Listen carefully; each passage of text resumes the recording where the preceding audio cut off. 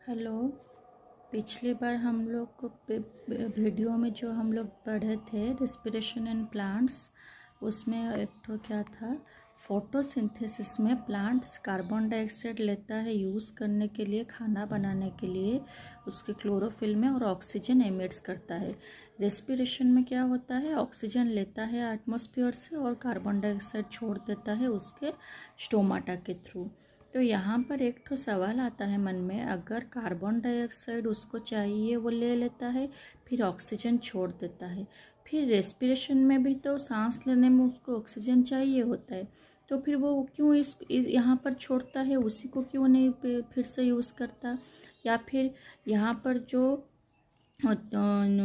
Stomata से निकाल देता है कार्बन डाइऑक्साइड, वो उसी को क्यों नहीं यूज़ करता, उसको तो फोटोसिंथेसिस में चाहिए। कहने का मतलब ये है, अगर ऑक्सीजन उसमें तैयार हो रहा है या फिर उसको कार्बन डाइऑक्साइड चाहिए, तो पत्ते में तो ऑलरेडी हो रहा है, तो वो उसी को क्यों नहीं यूज़ कर रहा, बाहर से क्यों ले रहा है अंदर। क्योंकि कार्बन डाइऑक्साइड हो या फिर ऑक्सीजन हो, ये सब गैसियस फॉर्म में उसके लीफ के अंदर जाता है। लीफ के अंदर जाने के बाद वो वाटर में डिसॉल्व होके दूसरे पार्ट्स को जाता है, इसीलिए वो उसको डायरेक्ट यूज़ नहीं कर सकता जो उसमें है।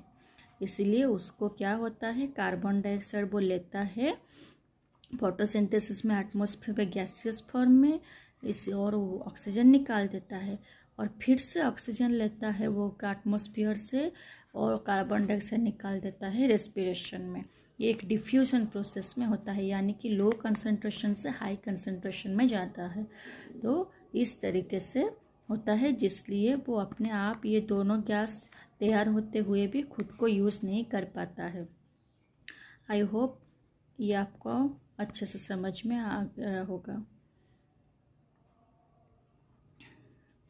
अगर आप लोगों को और कुछ टॉपिक में जानना हो या फिर इसी चीज़ में किसी भी डाउट हो, तो फिर आप लोग मुझे कमेंट्स में बता सकते हैं। ये मैं कुछ आपको नहीं फोर्स कर रही हूँ, क्योंकि बहुत सारे ऐसे वीडियोस और फिर कंसेप्ट क्लियर हो गए। एआई टूल के द्वारा भी बहुत सारे इजीली समझ में आ रहा होगा आप लोगों को, लेकिन मुझसे जितना हो सकता है मैं वही आपको बता रही हूँ। और हो सके तो आप लोग मुझे और कुछ सजेशन देना।